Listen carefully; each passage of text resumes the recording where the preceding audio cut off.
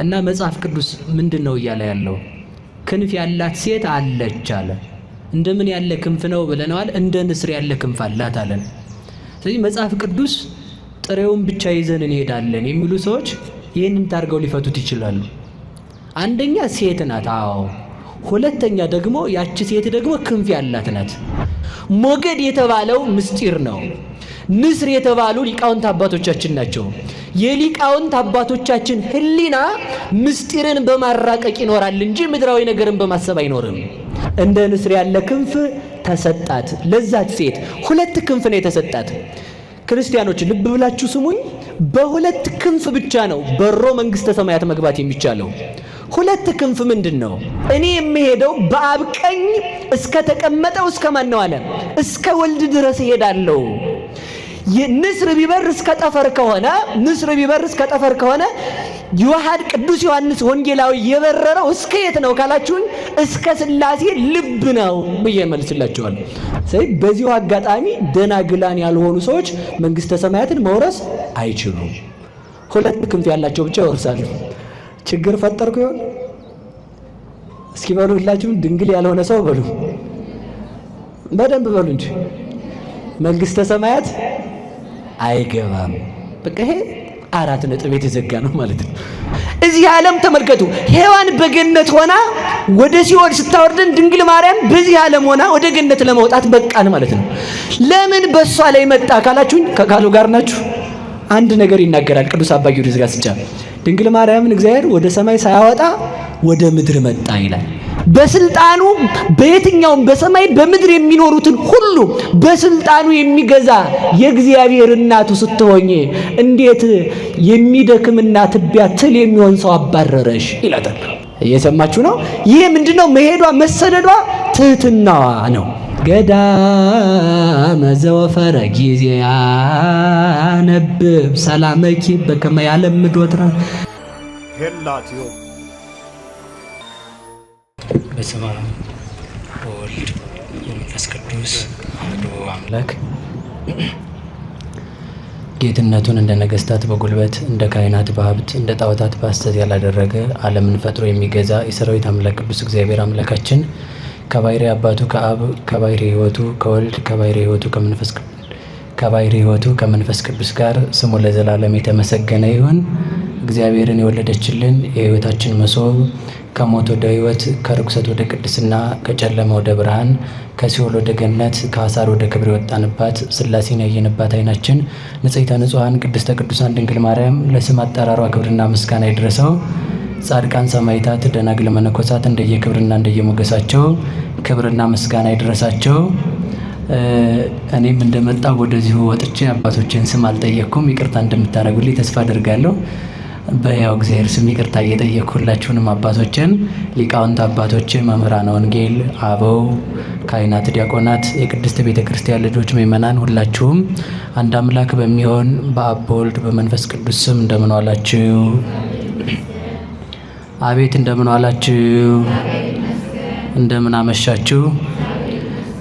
እስከዚህ ሰዓት ድረስ ያደረሰን የሰራዊት አምላክ ቅዱስ እግዚአብሔር አምላካችን ለስም አጠራሩ ክብርና ምስጋና ይድረሰው።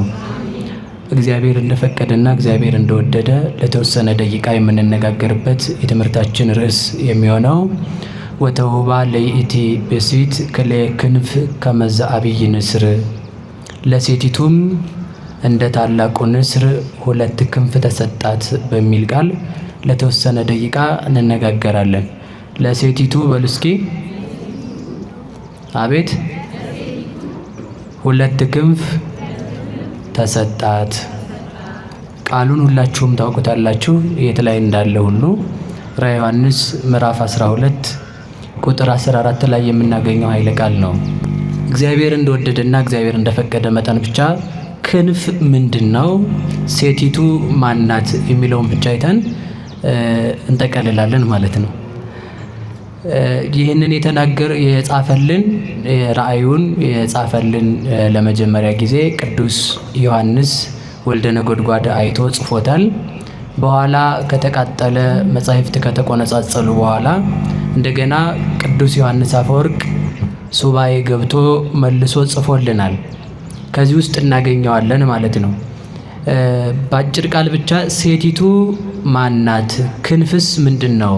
በዚህ ዓለም ክንፍ ያለው ሰው ታይቶ አይታወቅም አይደል?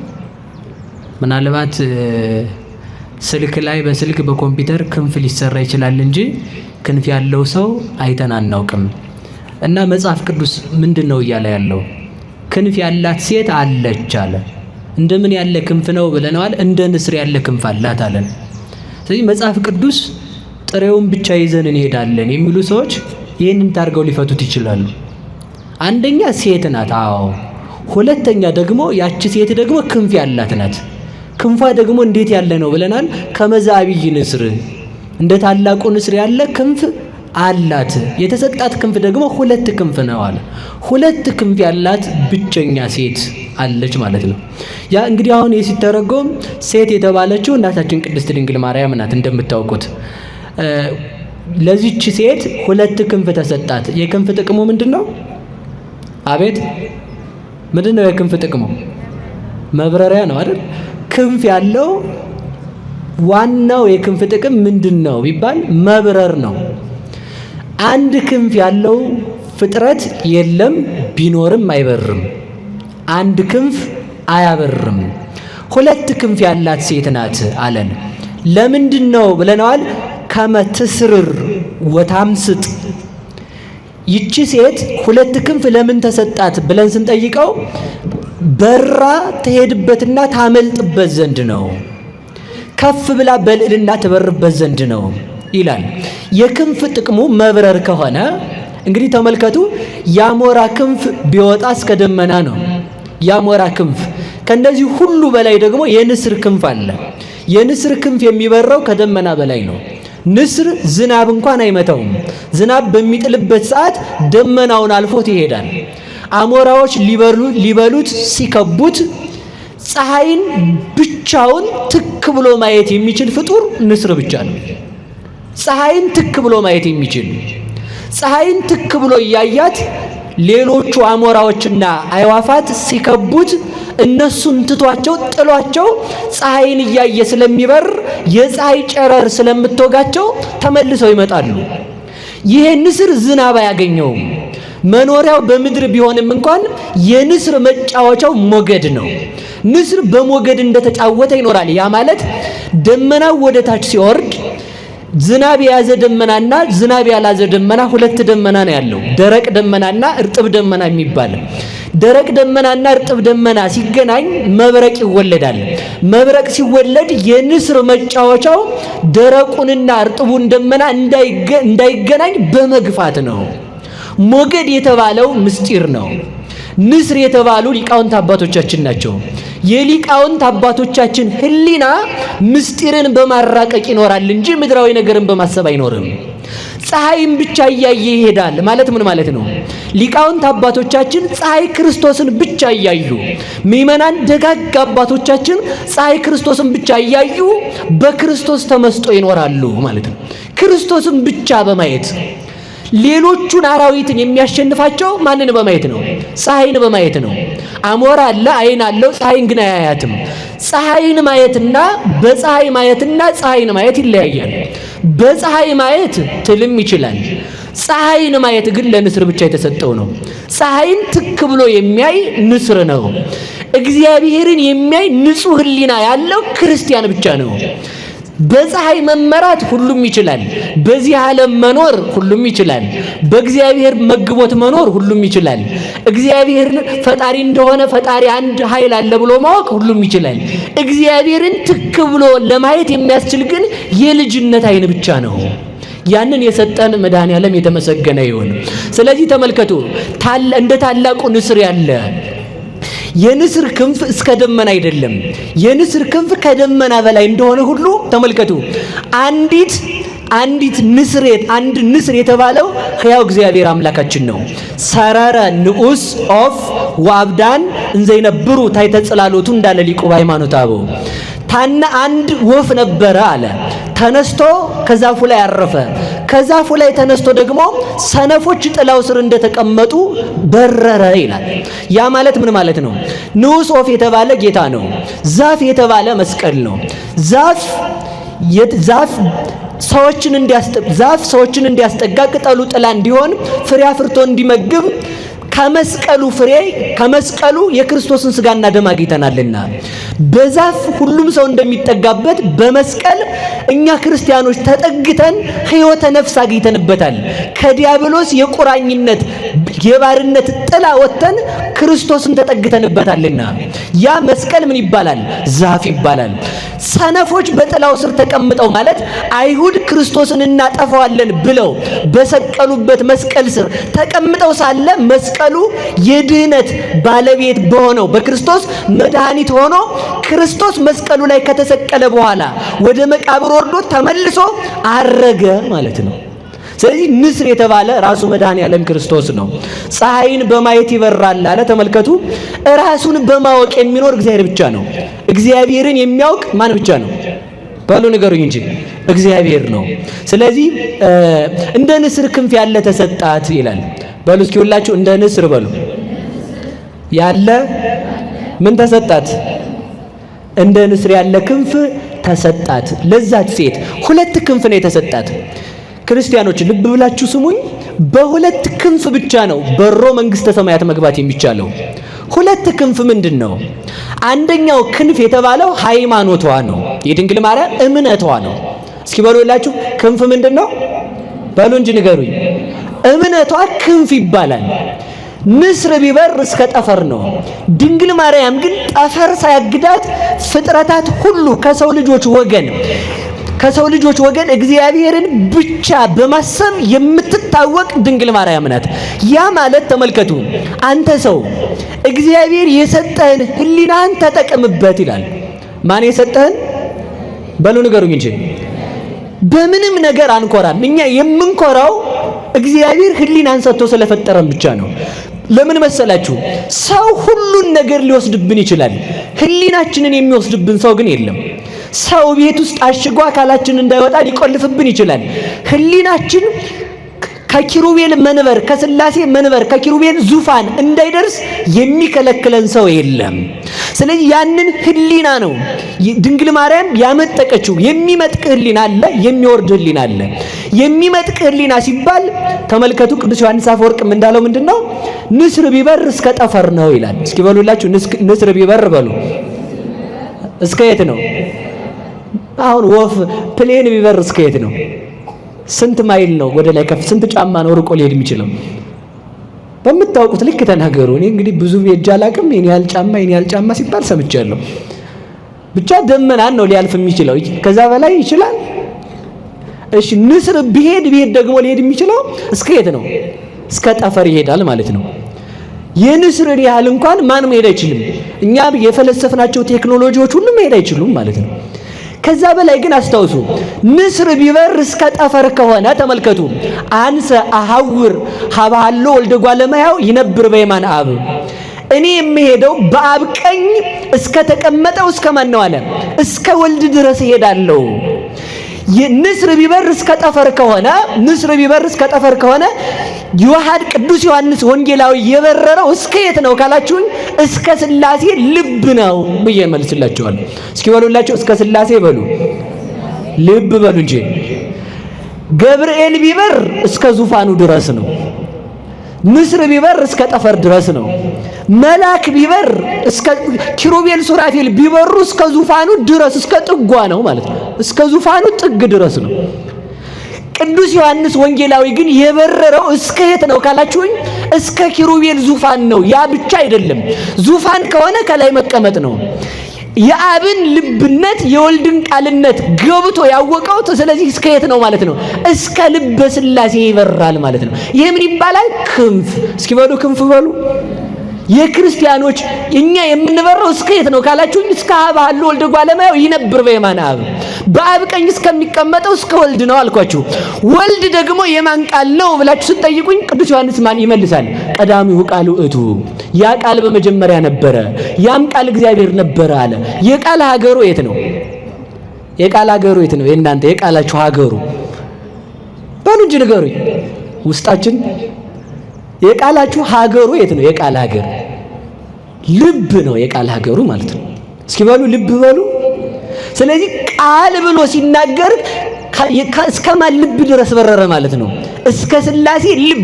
አብን በልብነት ከዊን፣ ወልድን በቃልነት ከዊን፣ መንፈስ ቅዱስን በሕይወትነት ከዊን ገለጠልን ማለት ነው። ይህንን ክንፍ ያገኘው ከየት ነው ካላችሁኝ፣ ከድንግል ማርያም ነው ያገኘው። ለዚህ ክንፍ የበቃበት ምንድነው ካላችሁ፣ አንደኛ ሃይማኖቱ ነው፣ ሁለተኛ ድንግልናው ለዚህ ክብር አብቅቶታል። ከቃሉ ጋር ናችሁ? ስለዚህ በዚሁ አጋጣሚ ደናግላን ያልሆኑ ሰዎች መንግስተ ሰማያትን መውረስ አይችሉም። ሁለት ክንፍ ያላቸው ብቻ ይወርሳሉ። ችግር ፈጠርኩ ይሆን? እስኪ በሉ ሁላችሁም ድንግል ያልሆነ ሰው በሉ፣ በደንብ በሉ እንጂ መንግስተ ሰማያት አይገባም። በቃ ይሄ 4 ነጥብ የተዘጋ ነው ማለት ነው። ድንግል ያልሆነ ሰው መንግስተ ሰማያትን አይወርስም። ሁለት ክንፍ ምንድነው? አንደኛው ድንግልና ነው። ድንግልና ምንድነው ብላችሁ ትጠይቁኝ፣ የሃይማኖት ድንግልና ከክህደት ንጹህ የሆነ ሰው ማለት ነው። ገብቷችኋል አይደል? አሁን ድንግል የሆነ ሰው ደግሞ መንግስተ ሰማያት አይገባም። እሺ መልሼ ስነግራችሁ እነዚህ 5ቱ ሰነፎች ደናግል መንግስተ ሰማያት አልገቡም አይደል? ድንግልና ብቻውን አያድንም ማለት። እንግዲህ ድንግልና ምንድነው ካላችሁ ከክህደት ደናግላን የሆኑ ብቻ ናቸው መንግስተ ሰማያት የሚገቡት። በክርስቶስ ያመኑ የህሊናቸው ድንግልና በመናፍቃን ትምህርት በዚህ ዓለም ፍልስፍና ተወስዶ እግዚአብሔርን ያልካዱ ሰዎች ለመንግስተ ሰማያት ይበቃሉ። አንድ ክንፍ ድንግልና ነው። ሁለተኛ ክንፍ ሃይማኖት ነው። እስኪ በሉ ሃይማኖት በሉ። ክንፍ ነው። ቅዱስ ዮሐንስ ይህንን ትምህርት ያገኘው ከየት ነው ካላችሁኝ፣ ከድንግል ማርያም ነው። እስኪ በሉ ከድንግል ማርያም በሉ። እንግዲህ መልሼ እሷ ጋር አምጥቼ ትምህርቱን እዚህ ላይ ልቋጨው ነው ማለት ነው። ሁለት ክንፍ የድንግል ማርያም፣ አንዱ ክንፏ ሃይማኖት ብያቸዋለሁ። እስኪ በሉ ሃይማኖት ማለት ደግሞ ማመን ነው። እስኪ በሉ ማመን በሉ፣ በደንብ በሉ እንጂ በማን ማመን? እግዚአብሔር ይስጥልኝ። በእግዚአብሔር ማመን ማለት ተመልከቱ፣ በፍጹም በፍጥረታት ሁሉ ሊያደርጉት የማይችሉትን እምነት የፈጸመችው ድንግል ማርያም ናት። ማን ሁሉ አልኳችሁ? በዓለም ላይ ማንም ሰው ቢሆን ፍጥረታት እንኳን ሊቀበሉት ሊያስቡት የማይችሉትን ማለት ነው። እንዲሁ አሁን እኮ በየት ሀገር ነው? አሁን በየትኛው ሀገር ነው ትወልጃለሽ ስትባል ያለ ወንድ መውለዷን ያመነች ሴት ታመጣላችሁ? ባሉ ነገሩኝ እንጂ ይሄንን ለማመን ምን ያስፈልጋል? የሃይማኖት ጉልበት። እስመ ከመዝ አቅመ ሰናይታ ለሃይማኖት፣ የሃይማኖት ጉልበቷ እስከየት ነው ብትለኝ እንደ ድንግል ማርያም ነው። እንዴት ሰው ያለ ወንድ መውለዱን እንኳን አምና ከፍጥረታት መካከል የተገኘችም ለመውለድም የተመረጠች እሷ ናት። ያለ ወንድ እንዴት እንደሚወለድ ምልክት ምሳሌ ሳይኖራት አምና የተቀበለች ናት። ይህ ነው ሃይማኖቷ የሚባለው። ለዚህ ነው ሊቃውንቱ ምን ይሏታል? ብጽይት አንቲ እንተ ተአምኒ ከመ ይከውን ቃል ዘነገሩኪ እምኀበ እግዚአብሔር። ከእግዚአብሔር ተቀብለው ከእግዚአብሔር አምጥተው ቃልን ሲነግሩሽ የምታምኚ አንቺ ብጽይት ነሽ። እስኪ በሉ ከእግዚአብሔር አግኝተው በሉ የነገሩሽን ምን የምታምኚ በሉ እንጂ። አንድ ክንፍ ተሰብሮ ነበር። ያ ምንድነው? የሃይማኖት ክንፍ። የሃይማኖትን ክንፍ የሰበረች ማናት? ሔዋን ናት። ሔዋን በቅጠል ተጠራጥራ በቅጠል እንኳን እግዚአብሔርን ማመን ሲያቅታት ያንን ተመልከቱ። ቅጠልን በመብላት እግዚአብሔርን የካደችውን ሔዋንን ተመልከቱ። እግዚአብሔርን ያለ ዘር ተወልጃለሽ ተብላ በሃይማኖት ምን ሆነቻት? ክንፍ ሆነቻት ማለት ነው። ሔዋን ህሊናዋ በመውረዱ ወደ ታች አወረደችን። ድንግል ማርያም ህሊናዋ ከፍ በማለቱ ወደ ሰማይ አወጣችን። ለዚህ ነው ሊቃውንቱ ምን ይላሉ? ሃይማኖት ክር ነው ይላሉ። እስኪ በሉ ሃይማኖት በሉ ክር ነው።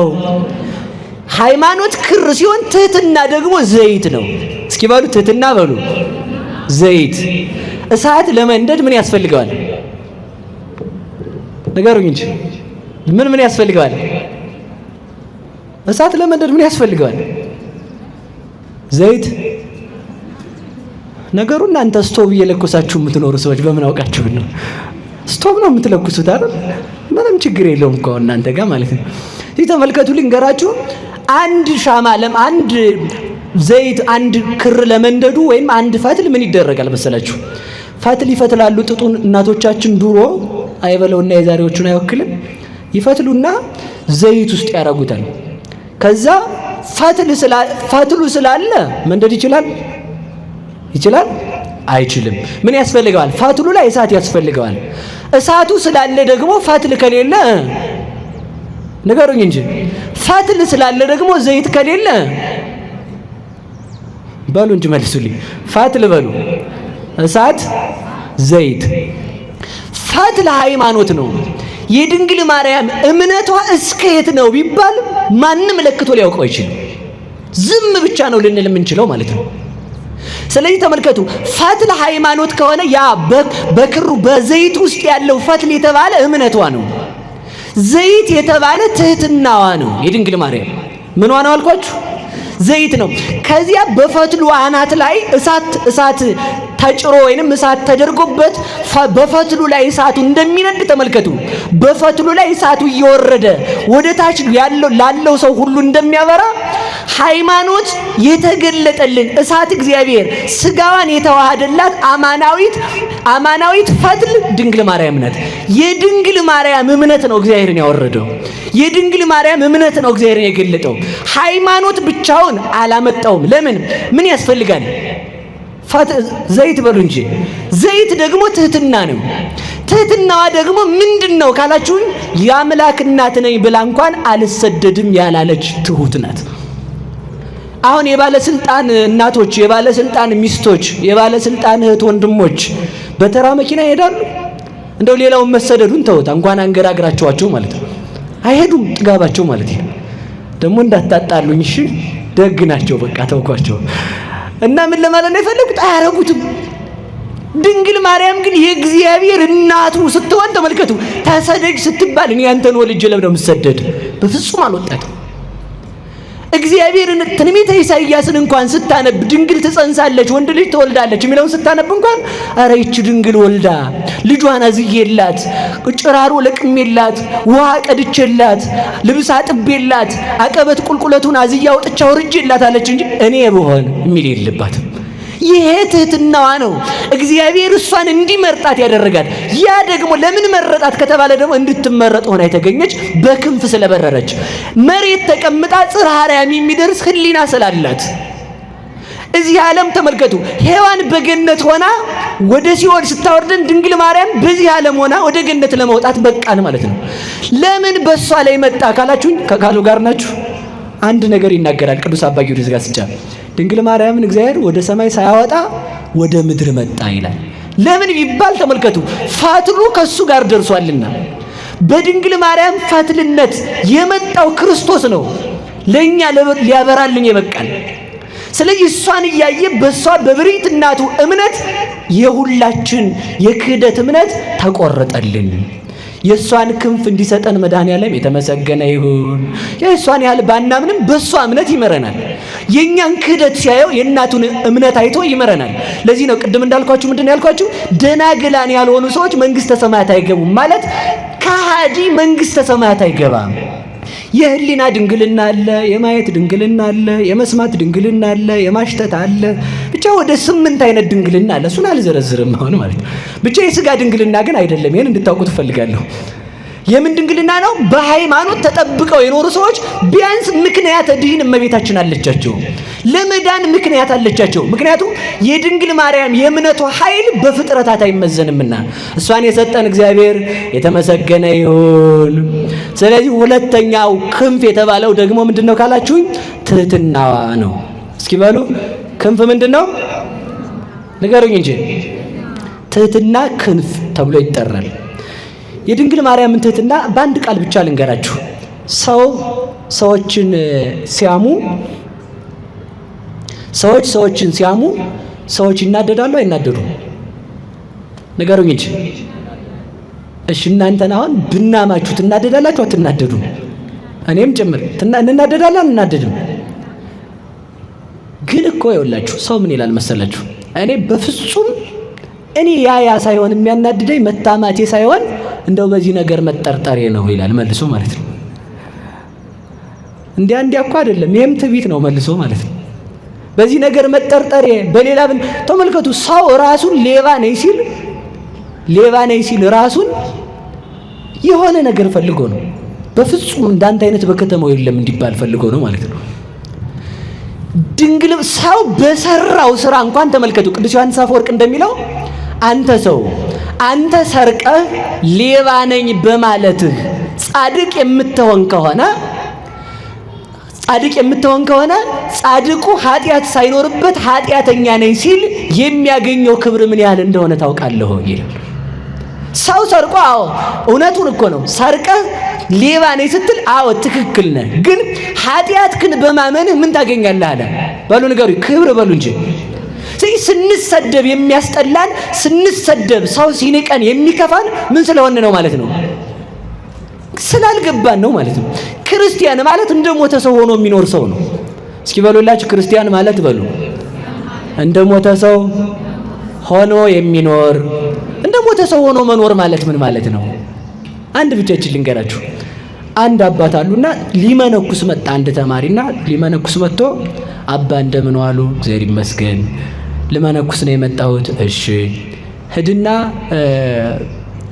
ሙታንን ስትሰድባቸው ውለህና አሉት። የሞቱትን ሰዎች መቃብር ያሉትን እየሰማችሁ ነው። ማንን ትሄዳላችሁ?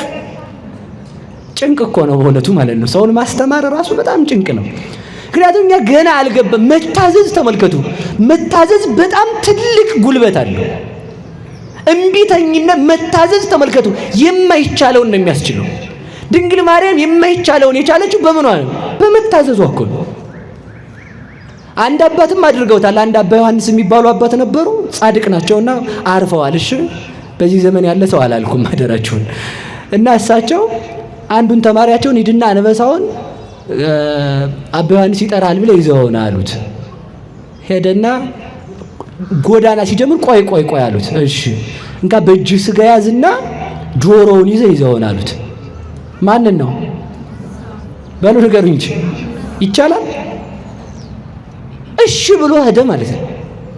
እሺ ስላለ ተመልከቱ ወይም የመታዘዝ ጉልበቷ ምን ያህል እንደሆነች አስቡ። እሺ ብሎ ሄዶ ስጋውን እያሳየ ተመልከቱ። ሊጎረስ እኮ ነው። አሁን ትሄዳላችሁ? ውሻ ራሱ ታመጣላችሁ እናንተ? እንኳን ውሻ ድመት አታመጡ እንዴ! ቀልድ ነው እንዴ? ግን ትዋጭራለች ማለት ነው። ሄዶ ስጋውን እያሳየ አባ ዮሐንስ ና ብለዋል ብሎ ጆሮውን ይዞት መጣ ማለት ነው። የምን ጉልበት ነው ካልከ የመታዘዝ ጉልበት። ሰው ሲታዘዝ ኃይልን ያገኛል። እየሰማችሁ ነው?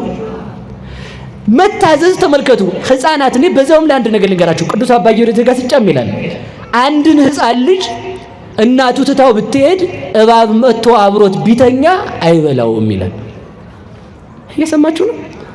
የዓመት ልጅ እንደው እባቡን ብድግ አድርጎ ጉርስ ቢያደርገው እባብ መርዙን እርጭት ቢያደርግ አይበላው። የህፃኑ ደግነት የእባቡን መርዝ ያጠፋዋል ማለት ነው። ሰው ደግነት ነው ያጣው። ስለዚህ ተመልከቱ፣ ሂድና ምን አሉት?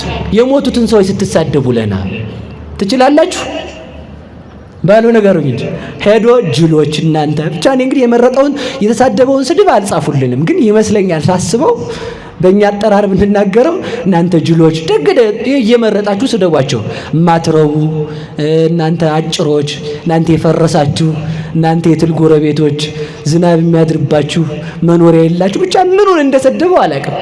እንዲህ እያለ ሲወግራቸው ውሎ በስድብ መጣ። ማታ አባ አላቸው። አቤት ስሳደቡ እየመጣሁ አላቸው። እሺ ዛሬ ነገ ደግሞ ሂድና ስታመሰግናቸው ዋላሉት።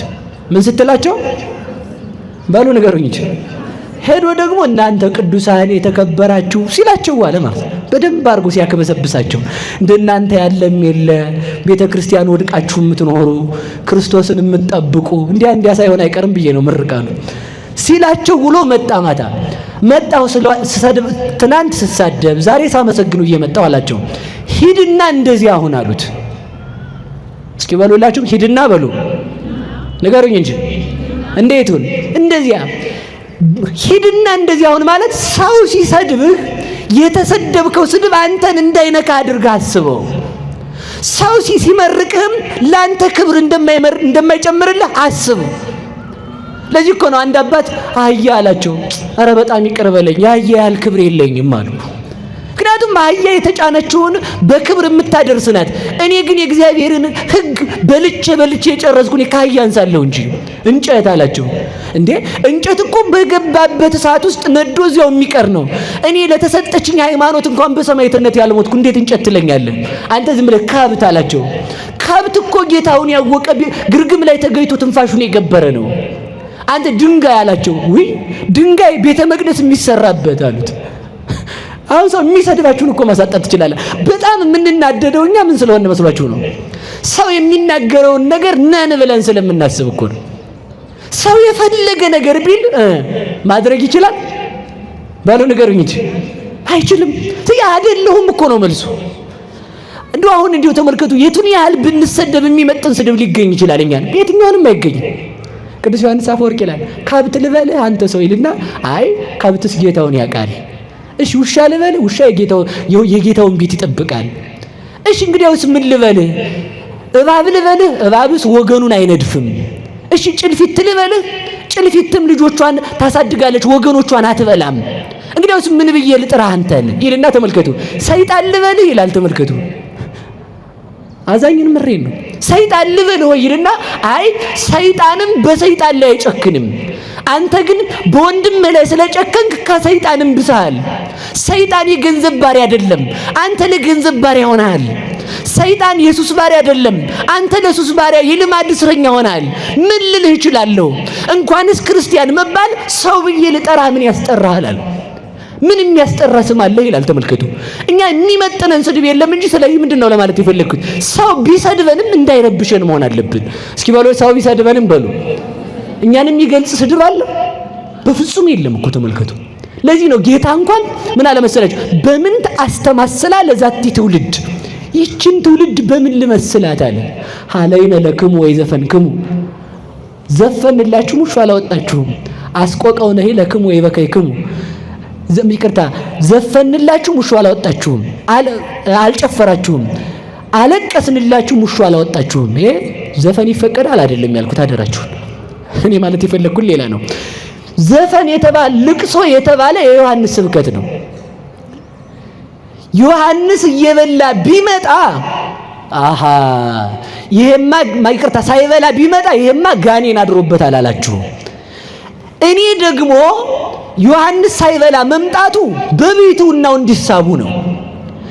ክርስቶስ ደግሞ ሲመጣ እየበላ እየጠጣ የታመሙትን በሽተኞችን ዘማውያንን ኃጢአተኞችን እየጠየቀ አብሯቸው እየዋለ ሊያድናቸው ቢቀመጥ ደግሞ ምን አሉት መሰላችሁ? ይሄ ደግሞ አርከ መጸባህ ነው፣ ኃጥአን የኃጥአን ወዳጅ የኃጢአተኞች የዘማውያን ወዳጅ ነው አሉት ሎቱ ስብሐት። ስለዚህ ምን አላችሁ? ምን ባደርግላችሁ ነው የሚገባችሁ? ዮሐንስ ቢመጣ ጋኔን አለበት አላችሁ፣ እኔ ብመጣ ደግሞ የኃጢአተኛ ወዳጅ አላችሁኝ። በምን ልመስላችሁ እችላለሁ አላቸው። ስለዚህ ተመልከቱ፣ ምሳሌ ያጣለት ነው። እኛ ምሳሌ ታጣልን። ስለዚህ ምንድነው ለማለት የፈለኩት? እንደ ሙታን ሆነን መኖር። እስኪ በሉ ላይ እንደ ሙታን ሆነን በሉ መኖር። ከዚህ በኋላ ማለት ነው ሰው ሲሰድበን ላለመረበሽ መዘጋጀት አለብን። አይደለሁም አበቃ ከነገረኝም ትክክል ነው የሚሆነው። አዎ ልክ ነህ። ሰምታችኋል? እስኪ በሉ አዎ ልክ ነህ በሉ። ነገረኛ በሉ እንጂ የሚያናድዳችሁን ስድብ እስኪ አምጡ። ትልቁን ነገረኛ። አዎ ልክ ነህ። ልክ አይደለም? ዛሬ ነገር እዚህ ጋር ቁጭ ብለን እኔም እዚህ ጋር ሻሸን ጠምጥሜ ጤነኛ ሰው መስል እናንተም እሱ ጋር ቁጭ ብላችሁ በነጠላ ጤነኛ ሰው ብትመስሉ ስትወጡ ያው እንግዲህ ጠሽ ታረጋላችሁ አንዷን ማለት ነው። ነን እኮ በቃ አዎ ነኝ በቃ አለቀ። ሰው የሚሳደበውን አጥቶ እንዲሄድ ምን ማለት ነው? ማመን። ተመልከቱ፣ እንድናምን እግዚአብሔር ይርዳን። ሁለት ክንፍ ተሰጣት። እስኪ በሉ ሁለት ክንፍ። ምንና ምንድነው? ሃይማኖቷና ትህትናዋ። አንድ ነገር ብቻ ተናግሬ ልጨርስ ትምህርቱን፣ ሌላ ቀን እንማረዋለን። እሺ አንድ ነገር ብቻ ተናግሬ ልጨርስ። ከቃሉ ጋር ናችሁ? እስኪ ትህትና በሉ እንጂ። ትህትና ምንድነው? የእግዚአብሔር እናቱ ስትሆን ኤልሳቤጥን ጥየቃ መሄዷ። ወደኔ ትምጣ ያች አሮጊት ነው የሚባለው። ናቲ ስብሐት ክብር ይግባትና ማለት ነው። እስኪ ልጠይቃት እንሄድና ነው የሚባለው። ወደ ኤልሳቤጥ እንኳን ስትሄድ በትህትና ነው የሄደችው። በትህትና ተመልከቱ። ከዚያ መጥቶ ተመልከቱ፣ መጥቶ እንኳን ሄሮድስ ሊያሰድዳት ሲነሳ እንኳን ተመልከቱ፣ ወለተ አናብስት ግሩማን ለይጥሩ ባይል እፎኑ ጎይኪም ገጸ ሄሮድስ ቁንጽል አይደለም የሚለው ደራሲ።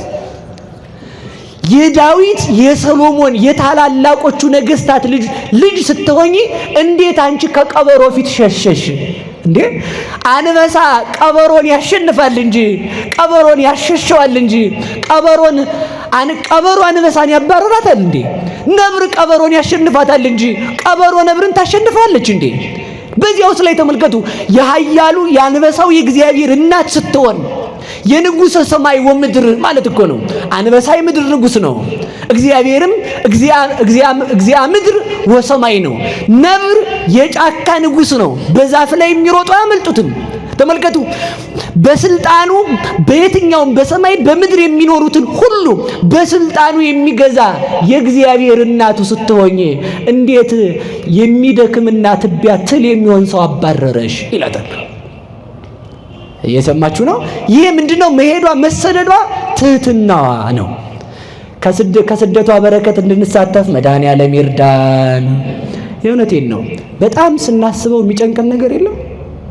በጣም ስታስቡት ጭንቅ የሚሆን ሀገር አዝላ የተሰደደች፣ እንጀራ አዝላ የተራበች፣ መድኃኒት ይዛ የተቸገረች፣ ብርሃን አዝላ የጨለመባት ሀገር አዝላ ለሀገር ጥግ ልትሆነ ኦዘተ አርፎ ለዓለም ሁሉ ማረፊያ የሚሆን ልጅ ይዛ እሷ ግን ማረፊያ አታ የዞረች፣ ምግብ ተሸክማ እንጀራ የራባት፣ ውሃ ተሸክማ ውሃ የጠማት፣ ሀገር ተሸክማ ለሀገር ድነት የሄደች ድንግል ማርያም ናት። ለዚህ ነው ሁሉ ጊዜም ቢሆን አሁን በዚህ በማኅሌተ ጽጌ ሁሉ ጊዜም ስታስቡ አንድ ነገር ብቻ እንድታስቡ ፈልጋለሁ። አንድ ነገር ብቻ እንድታስቡ። እየሰማችሁኝ ነው? አሃዱ ነዳ ይበሉት መስል ይቅርታ፣ ማን ነው ይሄ? አሃዱ ብእሲ ገዳመ ዘወፈረ። እስኪ በሉ አሃዱ ብእሲ በሉ። ገዳመ ዘወፈረ ጊዜ ያነብብ ሰላመኪ በከመ ያለምድ ወትረ ንግሥተ ሰማይ ማርያም ወሪደኪ ምድረ እንዘ ትነስኢ እማፉ ጽጌረዳ ስባት ስሙረ ታምረኪ ዘርያንከረ። የመጨረሻዬ ነው። ይህችን ብቻ ትርጉማን ተናግሬ እኔም ቤቴ ሹልክ ብዬ እሄዳለሁ። ክፍል 2 ይቀጥላል ማለት ነው። እስኪ አንድ ሰው ነበረ። አሁን በጽጌ አበባ ለምን እንዛለን አይደል? ስደቷን ለማሰብ። እስኪ በሉ ስደቷን በሉ ለማሰብ። እሷ ግንድ ስትሆን ልጇ ምንድነው? አበባ ስለሆነ ማለት ነው። እሷ አበባ ስትሆን ልጇ ደግሞ ምን ስለሆነ? ፍሬ ስለሆነ። አንድ ሰው ነበረ። ለእመቤቴ ምን ላድርግላት ብሎ አሰበና ተመልከቱ፣ 50 የጽጌረዳ አበባ ቆርጦ አክሊል ሰርቶ ስዕል አድኅኖዋ ላይ አክሊል ደፋላት። ስንት አልኳችሁ? ማኅሌተ ጽጌ ተመልከቱ። የጽጌ አበባዋን ጽጌዋን ስደቷን በማሰብ ያንን ደፋላት። አበባ ክርስቶስን የወለድሽ አላት። እንዲህ አበባ ለምን አልነው? አበባ ዝንብ ቢያርፍ ትንኝ ቢያርፍ ቀንድ አውጣው ቢመጣ ከብቱ ቢያሸታት አትቀየም። ዝንብ ሽንት ቤት ቆይታ መጣ እዚያ ላይ ታርፋል። ንብ ደግሞ ማር ስትሰራው በላ መጣ ስቀስማ ዝም። ክርስቶስ ኃጢአተኛ አምላኪ ሲለው የማይቀየም የአበባ የክርስቶስ እናቱ ማለቱ ነው። ተመልከቱ 50 አበባ ደፋላት። ከዛ መጨረሻ ላይ የአበባ ወራት አልፎ አበባ ሲደርቅበት ምን ላርግላት ለእመቤቴ ያለ። እስኪ በሉላችሁ ምን ላርግላት በሉ። ለሃይማኖቴ መሰረት ለሆነች ምን ላርግላት አለና ተመልከቱ አንድ ነገር አሰበ። ባይሆን 50 ጊዜ ተፈስሒ ልበላት። እስኪ በሉ በሞት ያፈርስ ሆን በሉ አንድ ጊዜ ብቻ ተፈስሒ በሉ እንጂ በቃ 5 ካረግነው ይብቃን። ባይሆን እንዳያልቅ ሰዓቱ ማለት 50 ጊዜ ሁሉ ጊዜ ተፈስሒ ይላታል እየሄደ በ50 አበባ ልክ ማለት ነው። ከዛ እንደዚያ እያላት ሲኖር አበባ ከዕለታት በአንድ ቀን መንገድ ሲሄድ ተፈስሒ ሳይላት ረስቶት ሄደ። ተፈስሒ ሳይል እመቤታችንን ማለት ነው እንደኛ። ከዛ መንገድ ላይ እንደሆነ ተመልከቱ ጫካ ውስጥ እንዳለ ሽፍቶች ከበው በጦር ሊገሉት ግራና ቀኝ ጦራቸውን እያመቻቹ ሳለ ለካ እመቤቴን ተፈስሒ ረስቸዋለሁ ይልና ልብሱን ያሸርጥና ስዕለ አድኅኖዋን ከፊት አስቀምጦ ተፈስሒ ይል ጀመር። የት ውስጥ? በሞቴ ንገሩኝ። ማን አለች ግን እዛ መካከል? ማን ከቦት ነበር? የድንግል ማርያም ስዕል አለ። ማን ከቦት ነበር? ሽፍታ ከቦታል። በምን ሊገሉት? በቀስት ማለት ነው። ከዛ ተፈስሒ ይላል ዝም ብሎ። ከዛ እመቤታችን ወርዳ ተመልከቱ፣ ካፉ ያ ቀድሞ ለሷ የሰራለት የጽጌረዳ አበባ ካፉ እየወጣ በእጇ 50 ጊዜ ስትቀበለው ሽፍቶቹ አዩ። ያንን ስላዩ ሽፍቶቹ አርፈው ቁጭ ብለው ተመልከቱ። ለእመቤታችን ሰግደው መጨረሻ ላይ ተፈስሒ ጨርሶ አቡነ ዘበሰማያት አስሮ ተነስቶ ሊሄድ ሲል ሽፍታዎቹ መጥተው ሰገዱለት። ከዛ ሲሰግዱለት ምን አላቸው መሰላችሁ? አንተ ሰው ማነህ ግን? የት ሀገር ጻድቅ ነህ አሉት። ኧረ ተው እኔ ወንበዴና ማረባ ኃጢአተኛ ሰው ነኝ አላቸው። አይ አይደለም፣ ከአንተ ጋር የነበረችው በደመና ያረገችው መላእክት የከበቧት ማናት? 50 አበባ ካፍህ እየወጣት ስትሰጣት አይተናል፣ ለእኛም ስጠን አሉት። መጥተው ማለት ነው። ሲሉት ምን አላቸው መሰላችሁ? አይ እንግዲያውስ ምን እያረክ ነበር ካላችሁኝ እኔ እያልኩ የነበረው ተፈስሒ ነው። እስኪ በሉ ተፈስሒ በሉ። ያንን ምስጋና ይሄንን ምስጋና ለመስማት መላእክት ከሰማይ ይወርዳሉ። ይሄን ምስጋና ለመስማት 12ቱ ነገደ መላእክት ሲወርዱ ወደ ቅዱስ ዮሐንስ አፈወርቅ ቤት ሲሄዱ አባ ማርዳሌ የሚባል አባት አግኝቷቸዋል። የት ትሄዳላችሁ አላቸው። ተፈስሒ ሲተረጎም ልንሰማ እመቤታችን ትተርጉምልን። እሺ ስለዚህ ተመልከቱ፣ የመጨረሻው ምንድነው ልላችሁ የፈለኩት? ከዚያ ተመልከቱ፣ ያንን ሰውዬ ሊገድሉት የመጡት ሽፍታዎች ሰገዱለት። አራዊት ከጫካ ወጥተው ሰገዱለት። ከዚያም በኋላ ምን አሉት? እባክህ በአንተ ሃይማኖት እንድናምን እርዳን አሉት። ከዚያም በኋላ አምነው ጦራቸውን ትተው ወደ ምንኩስናቸው ሄዱ ይላል። የድንግል ማርያም ታምር እንዲህ ያደርጋል። ለዚህ ነው ዛሬ አበባ ይዘን ጽጌን የምናከብረው። የጽጌ ማህሌት ብለው ሊቃውንቱ በማህሌቱ የጽጌረዳ አበባ የሚይዙት ለጌጥ አይደለም። መልኩ ሲያበቃ ዚቁ ይተካል። አዳም ከተፈጠረ በኋላ ሔዋን ተፈጥራለችና፣ ድንግል ማርያም ከመጣች በኋላ ክርስቶስ ተገኝቷልና መልክ የአዳም ምሳሌ ነው፣ ዚቅ የሔዋን ምሳሌ ስለሆነ ማለት ነው። ስለዚህ 2 ክንፍ ተሰጣት በሉ እስኪ በሉ በሞት የ2 ክንፍ በሉ ተሰጣት። ስንት ክንፍ? ስለዚህ ተመልከቱ፣ በዚህ በ2 ክንፏ በሃይማኖቷ የኛ ክህደታችን ሲያስቸግር የድንግል ማርያምን ሃይማኖት እምነት አይቶ ይምረናል። የኛ ምግባራችን ጎደሎ ሲሆን በድንግል ማርያም ምግባር ይምረናል። የኛ ድንግልናችን ሰባራ ሲሆን የድንግል ማርያም ድንግልና ጥላ ይሆነናል። የኛ ተመልከቱ አዘዋሪነታችን ከእግዚአብሔር ቤት ሲለየን የድንግል ማርያም በቤተ መቅደስ ጸንታ መኖሯ ተስፋ ይሆነናል። ተሰዳ ስደታችንን የመለሰችልን ከዘንዶ ያመለጠችበት ማለት ዲያብሎስ ሳይገዛት ከእግዚአብሔር ጋር ተዋህዳ በሐሳብ የኖረችው ድንግል ማርያም በሃይማኖትና በትህትና ነው። የሷ ልጆች ያደረገን እግዚአብሔር ይመስገን። ወስብሐት ለእግዚአብሔር። ይቆየን።